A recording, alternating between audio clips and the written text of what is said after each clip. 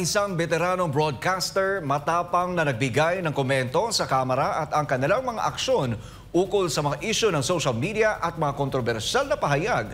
Ano nga ba ang tunay na layunin ng mga hakbang na ito? Alamin natin sa report ni Prince Tripoli. Alam mo, kung yung problema kasi ng malaki ng mababang kapulungan, iba yung sinasabi nila sa ginagawa nila.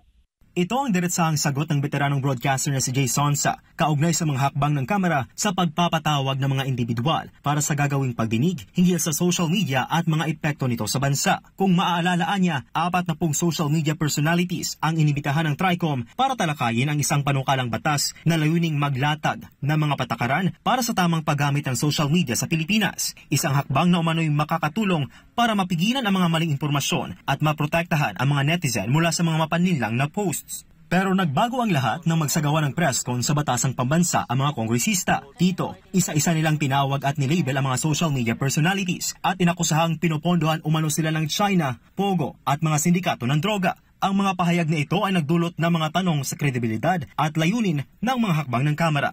Sabi ko, ang bigat ng statement na ito. Imagine mo, yun ang pag pinakinggan mo, talagang dapat talagang pagtunan ng pansin. Iginit pa ni Sonsa na mukhang nililito ng Kamara ang mga mamamayan tungkol sa tunay na layunin ng mga hakbang na ito. Ayon sa kanya, ang mga hakbang ng Kamara ay hindi tugma sa orihinal nitong layunin ng pagpapantay ng mga batas. Kaya naman, nakwestiyon na rin ang mga mambabatas dahil sa posible raw ginagamit ito para ilihis ang ibang mas mahalagang issue sa lipunan. Matapos magsampa ng mga kaso sa Korte Suprema ang ilang social media personalities at sampahan ang patong-patong na kasong libel si Congressman Ace Barbers, nagpatuloy ang mga kongresista sa kanilang media interviews na nagdulot pa ng higit na pagkalito at mga katanungan mula sa publiko. Teka muna, ano ba?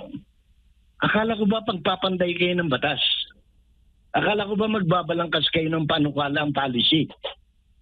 Bakit iba? Di ba?